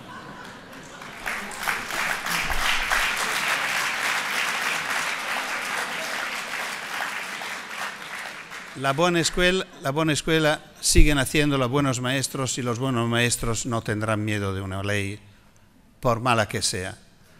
Y los otros, bueno, puede ser que pueden reivindicar a los buenos maestros, dice, mira que lo dice también la ley, pero no es mucho, ¿no? No es mucho. Y bueno, algunas afirmaciones de esta ley efectivamente son sorprendentes, por gente, de un punto de vista simplemente científico, de un punto de vista simplemente del debate pedagógico internacional. Lo digo sin asumir ninguna posición política. Lo diría cualquier fuera el partido que está proponiendo esta ley.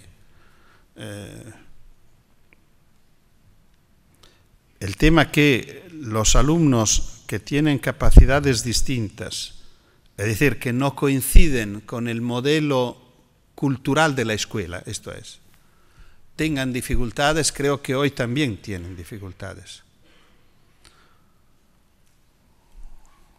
Yo creo que el problema más fuerte que se podrá crear es si esta ley va a debilitar la fuerza y la importancia de la escuela infantil. Esto puede ser el gran problema, porque allí sí que si se sacan recursos, no se considera un nivel educativo de alta importancia. Vosotros sabéis que en Estados Unidos el Premio Nobel de Economía, James Heckman, del año 2000, ha hecho una investigación de gran interés con el cual ganó el Nobel. Él eligió una muestra de niños en barrios desfavorecidos de Estados Unidos, barrios que tenían una tasa de criminalidad muy alta y condiciones socioculturales muy bajas. Y estos niños eran con un cociente de inteligencia inferior al promedio, por lo cual una muestra muy baja.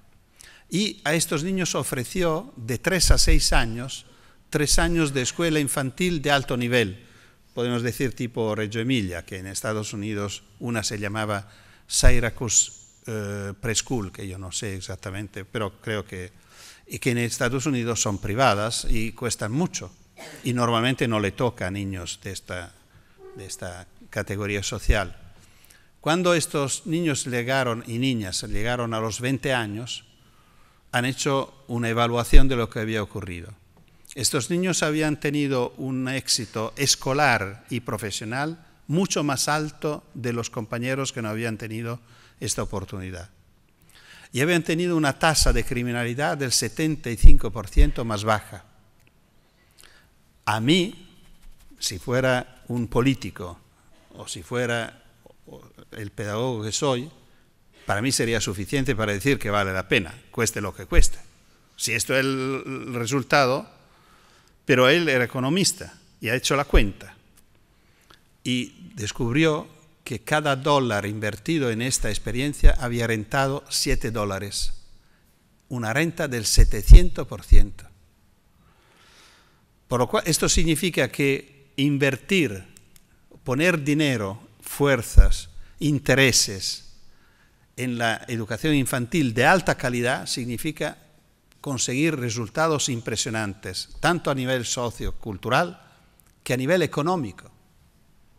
Porque las personas que han podido tener esta oportunidad no van a caer en la trampa de la criminalidad, van a costar mucho menos en términos de servicios sociales, policía, hospitales, que no es poco. Y producen más, porque han tenido un éxito escolar y profesional mucho más alto. Por lo cual son ciudadanos que cuestan menos y que rentan más. No sé qué más queremos. Esto se sabe, o se debería saber. Por lo cual, esto es de un punto de vista casi exterior a nuestros intereses, que es el aspecto económico. que pero debería interesar mucho los políticos. Nosotros sabemos que hay otros aspectos de tipo psicológico, de tipo moral, de tipo humano, que también confirman esta evaluación del gran peso que en la historia de una persona tienen los primeros años.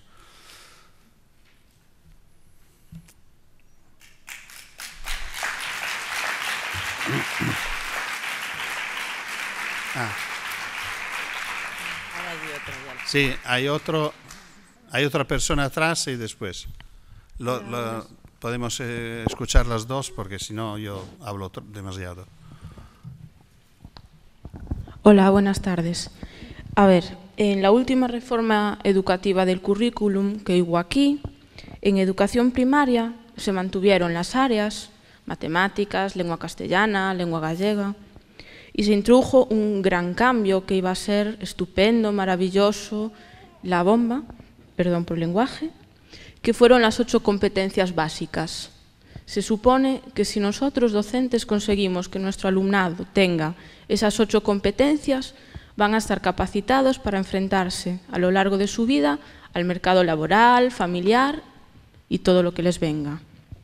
Entonces, teniendo en cuenta esto, que en esas 8 competencias básicas se sigue fortaleciendo lenguajes como el matemático, y teniendo en cuenta que todos somos diversos, tenemos mentes únicas, se podría decir, cada uno con su configuración, su funcionamiento, todas igual de relevantes e importantes en una sociedad, que se trabajan métodos en otras etapas anteriores, como puede ser la educación infantil, globalizados, que parten del aprendizaje común, del cooperativismo, no de libros de texto y metodologías tradicionales. Me gustaría que me contestase a 2 preguntas. A una, que supongo que no va más allá de darme su opinión, como podemos tener cada uno de nosotros en función pues, de lo que conozcamos anteriormente, que es por qué ningún político o ningún alto cargo o ningún estudioso investigador en cuanto a pedagogía se atreve a hacer una reforma de currículum en la etapa de educación primaria que incluya las metodologías que sí se están aplicando en etapas como la educación infantil. Sería una de las preguntas. Y la otra pregunta sería, estamos hablando siempre de que hay que fomentar el autoconcepto positivo en los niños, su autoestima, de que son el centro del proceso, de que las emociones y los sentimientos son los que nos hacen actuar.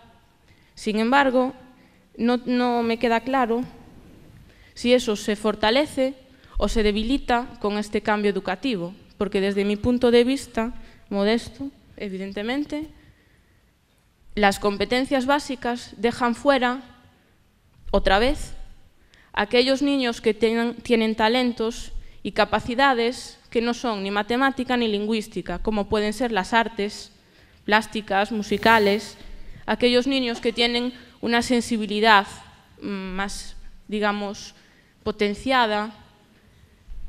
Entonces, me gustaría que me contestara a eso, no sé si me lié, a por qué ningún estudioso de la pedagogía, investigadores, se atreven a hacer una reforma de currículum en la que se tengan en cuenta las metodologías de una etapa, como puede ser la infantil, globalizadas, cooperativas, etcétera, en primaria, y si desde su punto de vista, con estas reformas educativas, incluida la nueva ley, si la quiere meter en el saco, se debilita o se fortalece todo lo que estamos diciendo, por un lado, que la escuela compensa y el centro son los niños, y por otro lado les estamos evaluando sin tenerlo en cuenta. Muchas gracias.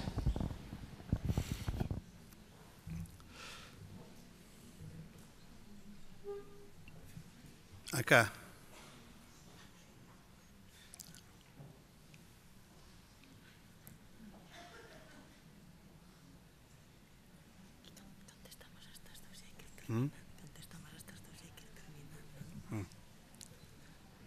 Estas, sí, ahora llega. Sí, sí. Hola, sí, buenas tardes. Cerramos contestando vale. Estas dos, o si hay otra. Vale, a miña, perdón, en castellano, la mía es breve. Como la mayor parte de gente que estamos aquí somos profesionales de la educación y muchas de nosotras y muchos de nosotros también somos padres y madres, eso es terrible, desde mi punto de vista, ¿no? Quiero decir que tenemos ese defecto profesional. Entonces, yo concordo con que es muy importante la etapa de educación infantil y que cuando tienes un hijo o una hija, ¿no? Te cuestiona sobre todo, ¿no?, a dónde quieres llevarla, y cuando conoces el entramado o conoces escuelas, trabajaste en ellas, y ves que tu hija o tu hijo, ¿no?, con el tiempo, pues casi, no sé, tienes la sensación de que está desaprendiendo lo que tú intentas que vaya aprendiendo, ¿no?, toda esa parte que es la creatividad, el jugar, el no sé cuánto. A mí me entra una gran preocupación, ¿no?, decir, cuando dices, ahora es la enseñanza obligatoria, que aquí es obligatorio asistir a la escuela, ¿no? Entonces digo, ¿y dónde la escolarizas, no? Entonces, la pregunta va... me gustaría saber su opinión sobre la no escolarización de los niños y niñas. La no escolarización, ¿no? Porque yo el momento que tú te planteas cuando es la enseñanza obligatoria, ¿no?, que tienes que escolarizar y ves que lo que te ofrecen pues no te gusta, ¿no? O no te... y que vas a sufrir más que, no sé, su opinión sobre la no escolarización. Sí. Gracias. Es muy claro, muy complicado, pero muy claro. Si no hay más, me dedico a esto en el tiempo que tenemos para cerrar.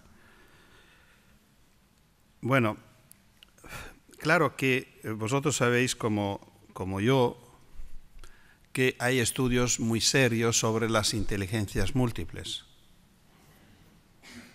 Por lo cual la idea que la inteligencia sea una, que sea simplemente la lingüística, o sean dos, lingüística y matemática, está en contra a todo lo que la ciencia está descubriendo en forma más elaborada en estos últimos años, pero son por lo menos un siglo que la pedagogía y los estudios de la evolución infantil describen, de Piaget por adelante, estos temas. Efectivamente, quien decide cuáles son las competencias básicas asume una responsabilidad muy fuerte, porque debería ser que las competencias básicas son en cada uno de los ámbitos, no en uno de los ámbitos. Repito, no soy partidario del hecho que en la escuela una persona que tenga una fuerte vocación a la danza se queda danzando y nada más, pero que pueda desarrollar hasta el máximo posible su competencia, y no solo en infantil, sino siguiendo su carrera escolar, siguiendo esta su competencia, enriqueciéndola culturalmente y aplicándola a los niveles más altos posibles. Aquí vale la pena reflexionar, por ejemplo, sobre la experiencia impresionante que en Venezuela está desarrollando el maestro José Antonio Abreu, que es un maestro de música y fue ministro de Educación del país, que ofreció a los niños pobres de su país, salvándolo de la droga y de la criminalidad, la posibilidad de entrar en orquestas sinfónicas de música clásica, que parece una cosa casi impensable. A niños de barrios marginales le propuse orquestas de música clásica y coros, y no a 50. Actualmente, por los datos que yo encontré, son 550.000 niños y jóvenes que trabajan en orquestas en Venezuela. Y son personas que consiguen altas especialidades. Muchos de estos van a trabajar en orquestas de todo el mundo. Algunos son directores de orquesta, de gran orquestas. ¿Es una propuesta aceptable? Uno puede pensar ¿Venezuela tendrá necesidad de 550.000 músicos mañana? No lo sé, no me interesa. Prefiero pensar que mañana Venezuela sea la ciudad, el país que los adultos de mañana decidirán que sea.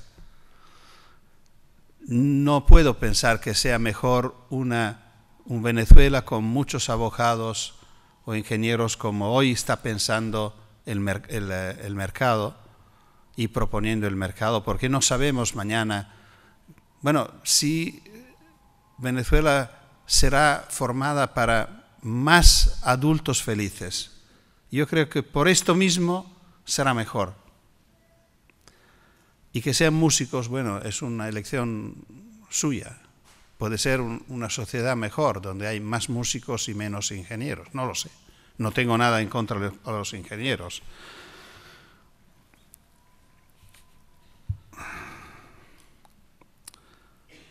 Por lo cual, yo creo que las competencias básicas se deberían encontrar en el ámbito de las múltiples posibilidades expresivas, cognitivas y de desarrollo de cada uno de los alumnos. Y no que sean un marco fijo de pocas propuestas que constituyen la cultura básica de un país. Porque volvemos al tema de antes. Esto tendrá mucha relación con la carrera escolar, tendrá relación con la cociente de inteligencia, pero seguirá no teniendo ninguna relación con la vida de las personas. Por lo cual, el tema de hoy, que era educar un alumno competente para la vida, seguimos no consiguiéndolo. El tema que propone como segundo es muy interesante. Yo efectivamente lo propuse muchas veces. Nosotros tenemos una paradoja italiana. Tenemos, por lo menos se consideran que la escuela infantil, la que se llama modelo Reggio Emilia, que no corresponde, es decir, hay mucho más experiencias que la de Reggio Emilia, Pistoia, Arezzo, Perugia, son ciudades que tienen escuelas de este nivel, muchas escuelas en Roma también. Tienen una característica, todas son municipales. Nosotros en Italia tenemos escuelas privadas de infantil, tenemos escuelas estatales y tenemos escuelas municipales. Las mejores siempre son municipales. Es decir, parece que la administración cercana es más sensible y más capaz de ofrecer una calidad más alta. Bueno, en los rankings internacionales resulta que estas escuelas se consideran entre las mejores del mundo. Tenemos una escuela primaria regular, una escuela secundaria a nivel de la Tanzania. No, son datos reales. Cada vez que se hace una reforma, parece que la preocupación sea que las escuelas más pequeñas se aparezcan más a las más altas, que debería ser exactamente el contrario, porque la que funciona es la más baja. Lo que nunca se ha hecho es estudiar por qué esta funciona bien y la otra no. Y cuando se hace una reforma, aprovechar de lo bueno que tiene aquí para llevarlo arriba, no para hacer una escuela secundaria infantil, sino para aprovechar de lo que tenemos. Por ejemplo, este tema de las edades mezcladas, este tema de las distintas actividades y de los muchos lenguajes son algunas características típicas de la escuela infantil. Pueden ser estas experiencias que valdría la pena experimentar a un nivel más alto, y tenemos experiencias para decir esto. Hay experiencias también en España de escuelas pequeñas, por ahora, que son de cooperativas de padres y de maestros. Yo pasado mañana estaré en San Sebastián discutiendo de temas educativos Y en San Sebastián, cerca de Pamplona, me enviaron un libro para prologarlo. A mí no me gusta prologar los libros, creo que no soy capaz de hacerlo y normalmente me resisto. Hay casi profesionales de prólogos que prologan todo lo que yo no soy capaz. Y bueno, para prologar hay que leer todo, para mí me cuesta porque es otra lengua, bueno. Por lo cual le contesto diciendo que no sé, tal. Pero como me lo habían enviado, empecé a leerlo. Y me encantó, es un cuento, el libro creo que no sea en comercio, pero se llama El bombero entre mariposas, un bombero entre mariposas, porque mariposas es el nombre en vasco de la escuelita, y el bombero es la profesión que hacía este señor que cuenta una semana de escuela y que dejó de ser bombero para volver a ser maestro, porque tenía una hija que iba a esta escuela y él se fue como maestro. Y cuenta una semana de experiencia. Es una escuela donde no hay diferencias de edad, no hay igualdad de edad. Hay dos grupos, uno de infantil y uno de primaria, por ahora. Trabajan juntos, los niños deciden cada día lo que quieren hacer, pero si mientras que lo hacen se cansan, pueden salir. No hay clases, no hay aulas, sino hay grupos, talleres, laboratorios, bibliotecas, por lo cual los niños se están moviendo en el ambiente de la escuela para hacer distintas cosas. Pueden cansarse, pueden salir, pueden cambiar, están contentos. Mientras que estaba leyendo esto me salió una idea. Digo, si yo habría hecho una escuela así, Frato no existiera. Y por esto he hecho este prólogo contando esta reflexión que me había salido. Y puede ser que alguien diga que sería una lástima, pero yo si pudiera elegir, habría elegido de tener una buena escuela. Y por lo cual esto es un problema muy correcto, científicamente muy interesante. Personalmente no he hecho un trabajo de este tipo, valdría la pena hacerlo. Estudiar cuáles son las características de estas escuelas infantiles que la hacen buenas escuelas y cómo se podrían pasar a un nivel más alto. Pero claro, la denuncia es clara. Esto es un papel que compete a las autoridades escolares.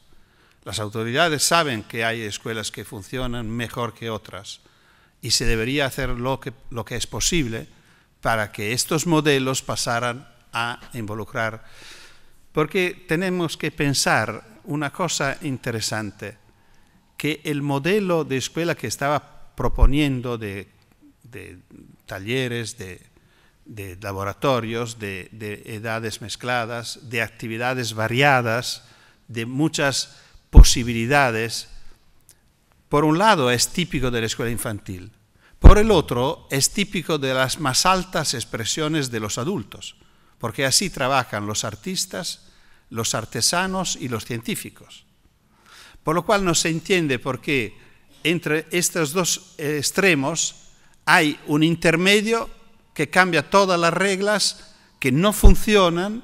Sabemos que no funcionan porque en todas las formas de evaluación internacional estamos muy abajo.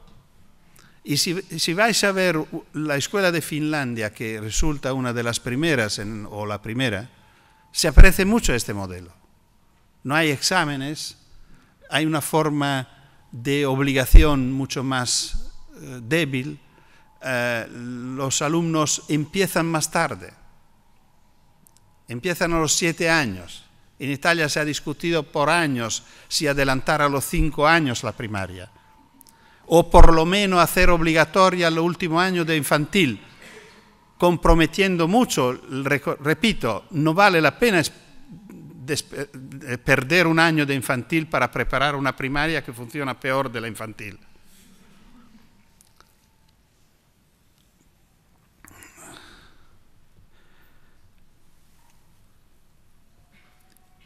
Sobre el tema de la obligación escolar y la no escolarización, bueno, estas experiencias de cooperativas educativas un poco nacen con esta intención de hacer otra escuela. Una escuela que es privada, pero en alguna manera no es privada en el sentido que es solo para los ricos, es para nuestros hijos. Y normalmente se abre a los niños del barrio y pensando que necesitan otra forma de educación que en la escuela formal, en la escuela oficial, no se respeta. Y en Italia existe también la posibilidad para los padres, creo que aquí también, no sé, de no inscribirlo a la escuela y ofrecer a los hijos una educación familiar. ¿No? ¿No es posible? Yo lo he pensado, quería hacerlo por un año. No pude porque las mujeres de mi familia se opusieron. Tenía el acuerdo de los varones, pero sacarlo de la escuela por un año, vivir la experiencia como una experiencia familiar, conectando con varias personas, así, creando, y al final del año presentarlos a un examen para poder entrar de nuevo en la escuela formal. Esto es una posibilidad, se llama educación familiar, que está prevista, se usa muy poco,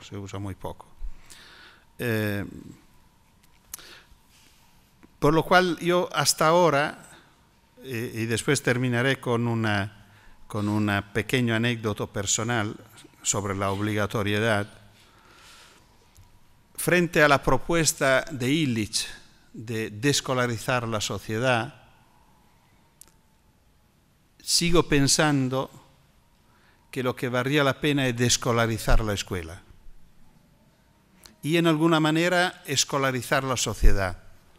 Es decir, involucrar la sociedad en la responsabilidad educativa, ofreciendo a la escuela y a los niños que viven en la escuela una sociedad que se ofrezca para que se pueda conocer y que la escuela perdiera sus características escolares más viejas, todo lo que intenté decir esta tarde.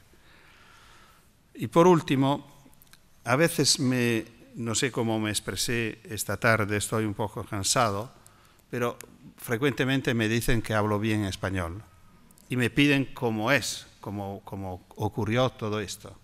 Porque lo raro es que yo no lo estudié nunca fui a una escuela de español. Y digo siempre que las dos razones que creo que justifiquen este éxito de aprendizaje fueron, primero, que nunca me lo pidieron obligatoriamente. Yo empecé en el 76 a venir a España, de este momento seguí viniendo por lo menos una vez todos los años, normalmente muchas más veces, y hablando italiano. La gente estaba encantada de escucharme en italiano. Dentro de poco me di cuenta que había palabras que en español no se entendían. Genitori, bambini, creta, falegname, campione no en el sentido... Y empecé a decir padres, niños, carpinteros, barro, muestra. Campione en italiano tiene dos sentidos, el campeón deportivo y la muestra de un experimento, por lo cual si no lo digo en español la gente no me sigue. Y por lo cual yo con estas 20 palabras de castellano que aprendí, me encontraba muy bien, la gente estaba contenta, decía, es mejor escucharte en italiano, nos gusta muchísimo y tal y tal. Bueno, por esto yo creo que empezó a crecer dentro de mí el deseo, no sé, de hacerme un regalo. Y un día lo sentí adentro y lo probé. La gente me escuchó y me entendió. Para mí fue un milagro, porque no había tenido la oportunidad de estudiarlo y tal. Y desde allí empecé a mejorarlo, los amigos me ayudaron notando los errores que hacía, empecé a leer novelas españolas, en español, y sigo en esta tarea. Pero hay la segunda condición que es más importante aún, que me queréis mucho. Gracias.